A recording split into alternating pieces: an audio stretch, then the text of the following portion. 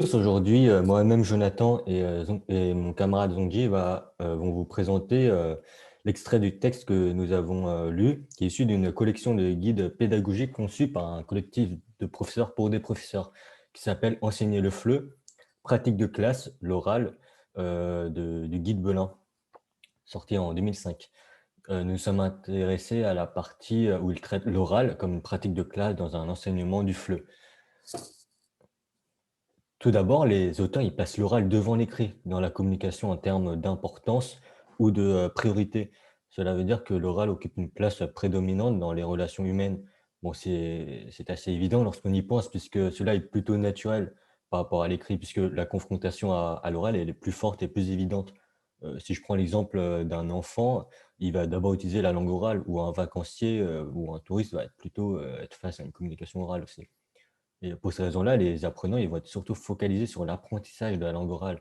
Donc, vouloir obtenir ces compétences de communication pour pouvoir interagir avec le plus d'aisance possible, et ça par le biais de la compréhension et de l'expression. Sophie Moirand, une linguiste française, les catégorise en plusieurs composantes. Je la cite: la composante linguiste, où se situent les règles syntaxiques, lexicales, sémantiques et phonologiques, qui servent, eux, à produire des messages variés. La composante discursive, où a lieu la connaissance, l'utilisation des différents types de discours. La composante référentielle, qui veut dire la connaissance des domaines d'expression et de référence. Et la composante socioculturelle, qui signifie ici la connaissance et l'interprétation des règles du système culturel. Pour pouvoir catégoriser ces composantes, enfin, les raisons pour lesquelles on les catégorise, c'est parce qu'ils ont une fonction primordiale. Ça permet d'instaurer une sorte de ligne de progression et la mise en place des activités d'utilisation authentique, comme le dit dans l'ouvrage. Ça veut dire que de cette manière, les enseignants, ils ont la capacité de donner un caractère plus, comment dire? Plus personnel dans leur enseignement. Mais bon, ça ne se fait pas de n'importe quelle manière non plus. Il y a une méthode bien précise qu'il faut suivre, qui se base sur l'apprentissage de la grammaire en communiquant et non avant de communiquer. Et pour épauler cette méthodologie, il faut aussi savoir que l'apprenant a des objectifs d'apprentissage, par exemple les raisons et le type de français qu'il va apprendre, l'arrière-plan culturel, les habitudes d'apprentissage, les clichés qu'ils ont sur, la langue, le rapport entre, leur langue maternelle et le français, s'il y a beaucoup de similitudes, s'il y a des différences ou non, et leur histoire, personnelle, s'ils ont eu une formation avant ou ils sont, déjà une profession, voilà. Non, ça va. OK, donc maintenant je vais rentrer dans les spécificités de l'oral. Donc les traits de l'oralité, qu'est-ce que c'est? Donc comme on peut le deviner, facilement, l'oral n'est pas chose aisée, pardon. Voilà. Il est même plutôt complexe au premier abord, dans un contexte d'apprentissage. L'oral, a plusieurs traits qui ont comme fonction syntaxique et sémantique. Premièrement, les traits prosodiques, ce sont les pauses, les accents d'insistance, la variation de la hauteur des sons, le débit, tout ça. Il y a un exemple dans l'extrait issu, de Monique Lèbre-Pétard et Jean-Louis Malandrin, évoquant 3 fonctions dans les pauses. Une première est une fonction syntaxico-sémantique servant à la segmentation lors d'un discours, permettant donc de souligner, l'organisation, syntaxique. La deuxième, c'est une fonction sémantique et argumentative servant à la production des effets d'emphase et de comprendre donc l'attitude, du locuteur. Et une dernière fonction sémiologique qui contribue à la reconnaissance d'une situation, de communication donnée. 2e point, ce sont les liaisons et les enchaînements qui sont bon, de plus ou moins difficiles à identifier. Par exemple, pour les hispanophones, ils donnent un très bon exemple dans cet extrait. Les auteurs, ils donnent l'exemple de la confusion, régulière qu'il y a entre le son «se» et le son «ze».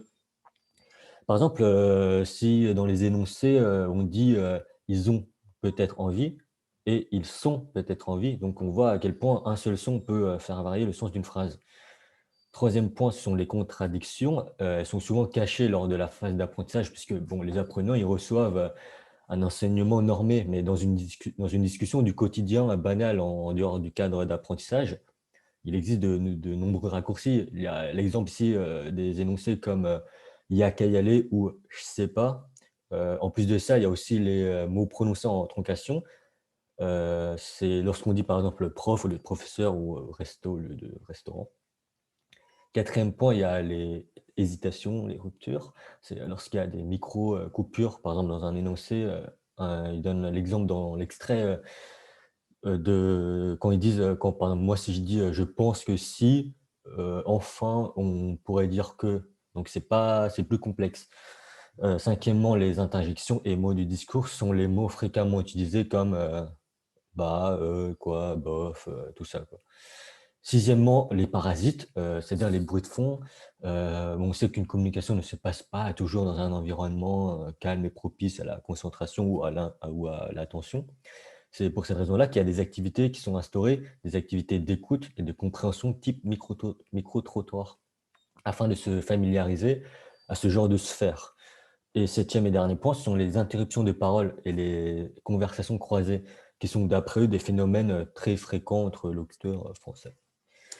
Euh, Deuxième point, partie 2, le jeu social. Alors, le jeu social prend en compte plusieurs points. Premièrement, les accents régionaux.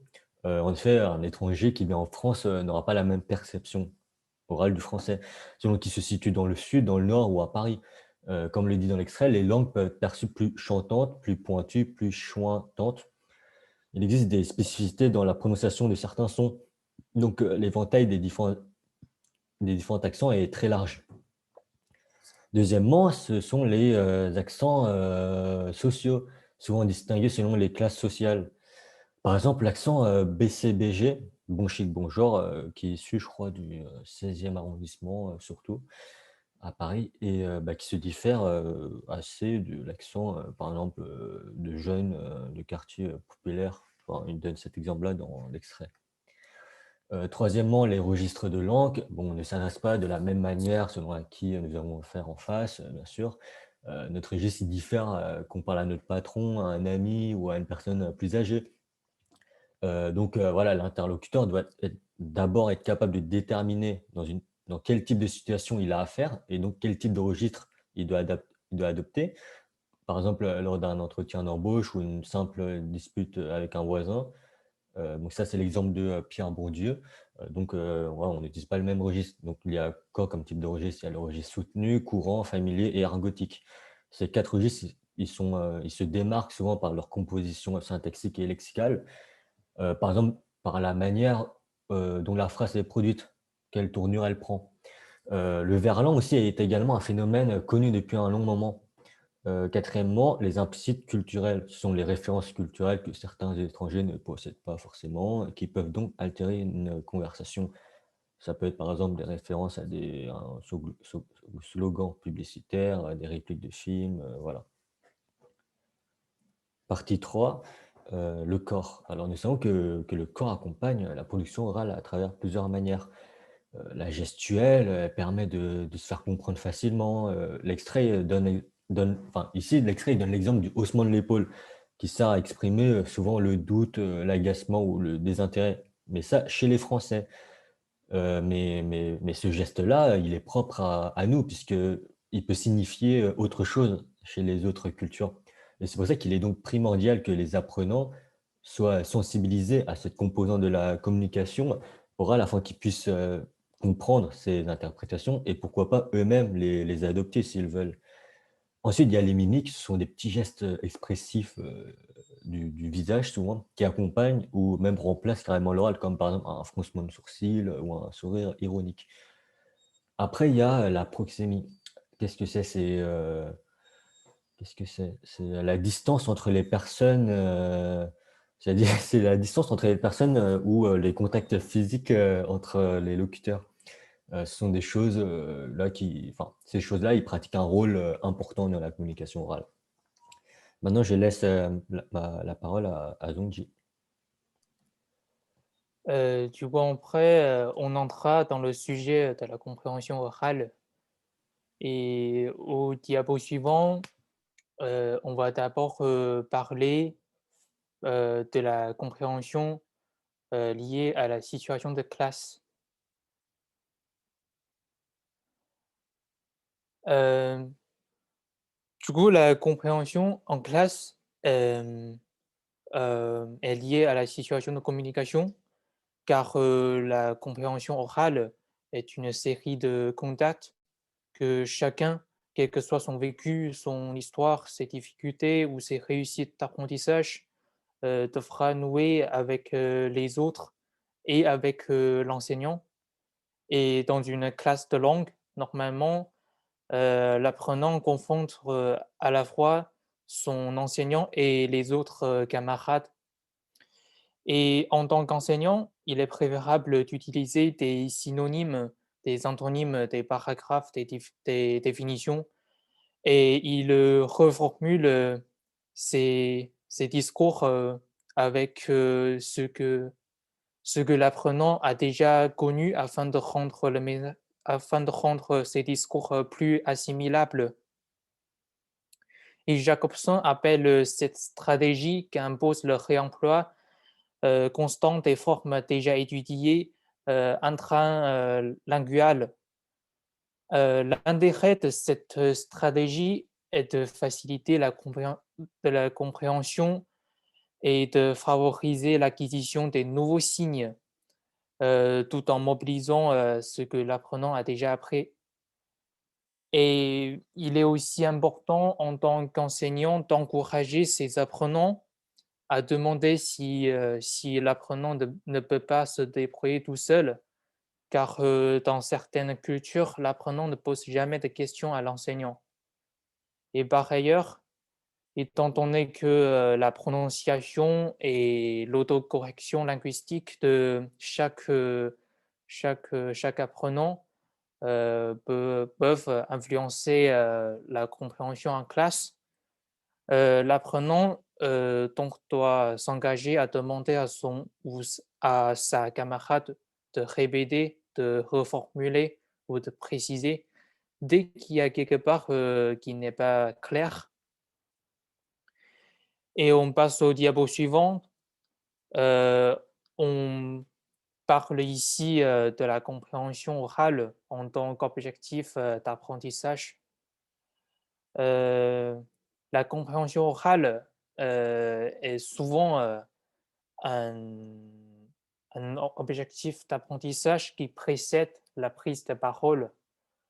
L'apprenant doit être exposé à des situations diverses pour qu'il soit capable de parler spontanément dans différentes situations de communication, vu que les discours sont largement variés dans la réalité et que la langue s'apprend dans des situations réelles. Et pour comprendre un message donné, il ne suffit pas non plus de seulement comprendre chaque mot dedans, mais aussi de dégager les fonctions linguistiques véhiculées. Et les fonctions linguistiques, sont celles qu'on a déjà vues au semestre 1. C'est la fonction référentielle ou cognitive, la fonction expressive, la fonction conative, la fonction métalinguistique et la fonction poétique. Et pour une meilleure compréhension et tenir l'intérêt du côté des apprenants de langue, il est préférable d'utiliser des documents sonores authentiques aussi, ou au moins vraisemblables, intéressants par les contenus et les variés. Et au diapo suivant, comme on peut utiliser plusieurs supports pour effectuer la compréhension orale, effectuer l'exercice de la compréhension orale. On peut utiliser des documents sonores comme des dialogues, des interviews fabriquées ou authentiques, des émissions au radio, etc. Et on peut aussi se servir des documents vidéo comme extraits de films, documentaires, spots publicitaires, ou des journaux télévisés, des débats. Et enfin, on peut aussi utiliser la juxtaposition de textes et d'images qui apportent deux genres d'informations, une information de type référentiel les référents des objets dont on parle peuvent être présents sur l'image et une autre information de type situationnel, c'est-à-dire les locuteurs, les lieux et circonstances de la parole.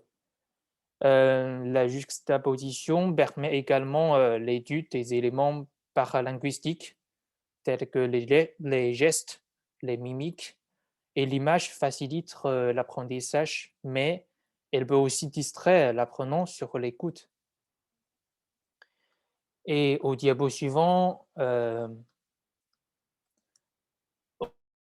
parler des stratégies d'écoute et des objectifs d'écoute. Dans l'enseignement de langue, le choix de documents peut soit soutenir l'intérêt, soit décrocher l'attention de l'apprenant. Il convient donc de jouer sur la diversité des locuteurs et des contenus. Et enseigner à comprendre signifie en fait donner à l'apprenant les moyens de repérer des indices dans un document, d'établir des liens, de mettre en relation, de déduire. Donc, on va faire écouter l'apprenant aussi en suivant ce processus. La première stratégie d'écoute sera la reconnaissance des voix, du nombre de locuteurs, des éléments paralinguistiques comme les pauses, les accents d'insistance qui facilitent la compréhension des modalités de la parole, ou l'interrogation, la négation, le doute, la surprise, etc. Et on privilégie ensuite une autre écoute globale, suivie et non fragmentée du document, pour en faire saisir le sens général. Et on suivra une autre écoute sélective pour laquelle des questions préétablies permettront à l'apprenant de retrouver des informations ciblées qu'il recherche dans le document.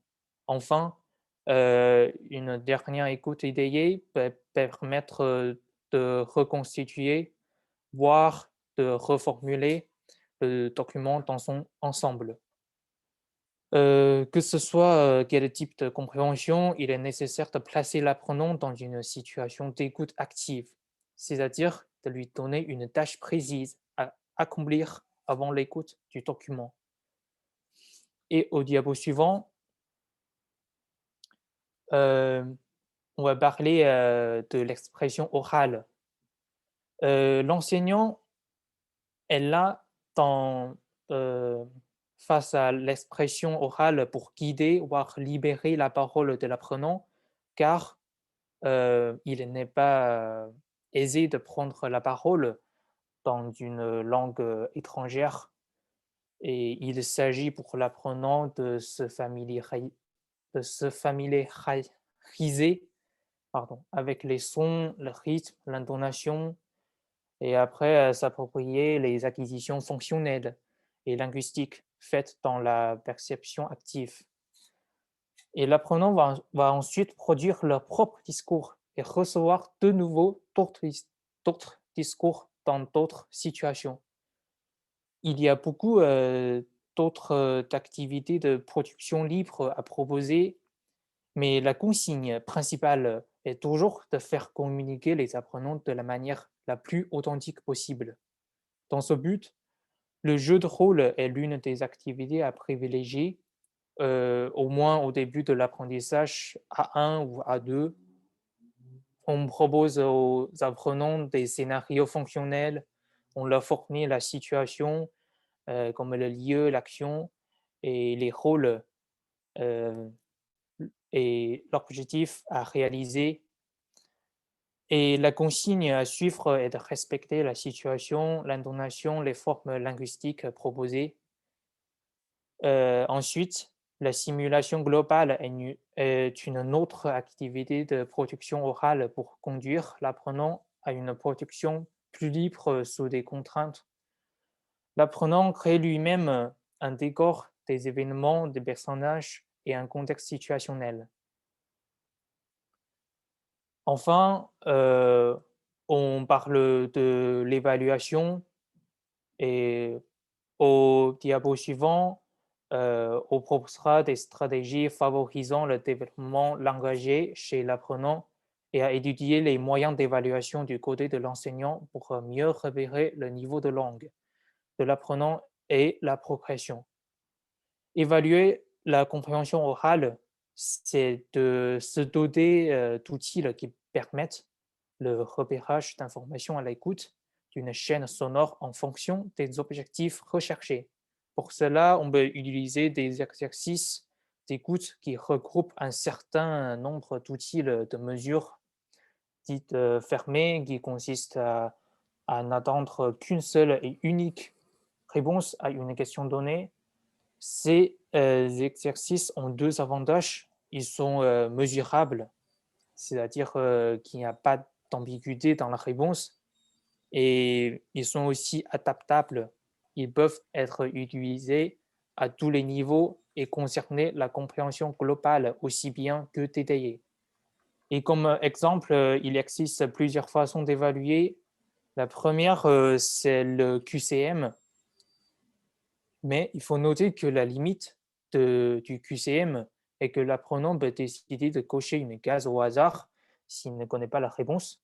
On peut prévoir dans ce cas-là une case pas de réponse où on ne sait pas pour pénaliser également, euh, ou on peut pénaliser également une réponse fausse pour éviter cet hasard. Et ensuite, il y a le texte d'appariement. C'est l'exercice consiste à relier entre, entre des éléments. Il rencontre la même limite d'hasard que le QCM. On ne peut pas rajouter de cases, mais on peut envisager de pénaliser une réponse fausse pour, euh, pour éviter la limite. Et ensuite, il y a le questionnaire à réponse ouverte. La limite de cette forme d'exercice est que ce genre d'exercice sera moins performant dès lors que les réponses sont à rédiger parce que les réponses seraient attendues mais très mal rédigées. Pour cela, il faut déterminer la part de la langue dans la correction ou déterminer la limite des mots euh, dans la réponse. Et enfin, on a le texte à trous. Ce genre d'exercice ne présente pas particulièrement de limites. Et pour varier une évaluation ou pour une meilleure évaluation, on peut mélanger des types d'exercices. Comme par exemple, on peut faire un QCM, ensuite on fait un questionnaire à réponse ouverte, mais et courte. Et au diapo suivant, on va parler de l'évaluation de l'expression d'oral. Enfin, c'est la compétence la plus difficile à évaluer parce que les paroles sont éphémères. On peut proposer deux façons de l'évaluation. La première est l'évaluation immédiate. C'est l'outil le plus fréquemment employé dans la classe. Sous forme de reprise ou de reformulation, l'enseignant intervient dans sa classe au cours des échanges dans cette mode d'évaluation. L'enseignant peut soit le faire de manière positive directe, reprendre l'énoncé de l'apprenant tel quel, accompagné de oui, bien, d'accord, etc. Soit le faire de manière positive indirecte, reprendre l'énoncé de l'apprenant sans vraiment marque de satisfaction, ou soit de manière négative indirecte, reprendre l'énoncé fautif de l'apprenant, mais sans jugement ni marqueur négatif, soit de manière négative directe, reprendre l'énoncé de l'apprenant et à la fois ajouter des commentaires négatifs comme non ou alors. L'enseignant peut choisir de ne pas évaluer au cours des échanges verbaux, mais de le faire à la fin. Et l'autre évaluation est l'évaluation différée. L'enseignant peut avoir un recul par rapport aux énoncés des apprenants. Il évite ainsi d'interrompre celui qui parle, ce qui serait la manière la plus désastreuse de faire grâce à des phrases de cours comme le jeu de rôle L'enseignant organise l'évaluation de l'oral avec tout le groupe ou toute la classe qui écoute et intervient après le jeu d'oral présenté par les groupes apprenant par les groupes euh, des camarades. Et elle favorise la mémorisation et encourage la prise de parole. L'enseignant peut soit enregistrer les paroles et évaluer après, soit évaluer directement à l'aide d'une grille d'évaluation. Donc, l'évaluation des compétences langagières se construit selon deux dominantes majeures. Soit elle est formative, elle est intégrée à la progression et aide l'apprenant et à prendre conscience de ses acquis, comme la compréhension ou l'expression orale. Euh, Soit aide l'apprenant à prendre conscience de ses faiblesses, et soit euh, l'évaluation, elle est sommative, elle est évaluée en fin de parcours. Du coup, au diapo suivant, on a quelques réflexions par rapport à ce texte. Le texte parle en général de tous les aspects qu'on peut rencontrer dans un cours d'enseignement de langue. Il s'adresse à l'enseignement de toutes les langues dans le monde. Il sera aussi utile pour tous les métiers dans le domaine de didactique des langues, comme enseignant, formateur, éditeur manuel, etc. Et l'apprentissage de langue est comme tout autre apprentissage, qui est une démarche consciente, volontaire et observable dans laquelle un apprenant s'engage et qui a pour but l'appropriation. Du côté de l'enseignant, pour favoriser cette appropriation, il faut donner d'abord des objectifs d'apprentissage dans chaque compétence linguistique, choisir ensuite des supports et des activités d'apprentissage, après déterminer des modalités de réalisation de ces activités, gérer la succession et les activités choisies, définir enfin des modalités d'évaluation des résultats et procéder l'évaluation. Voilà, enfin on a la bibliographie. Voilà, bah, merci beaucoup de nous avoir écoutés, moi et Zongji, et nous vous souhaitons une bonne journée ou une bonne soirée.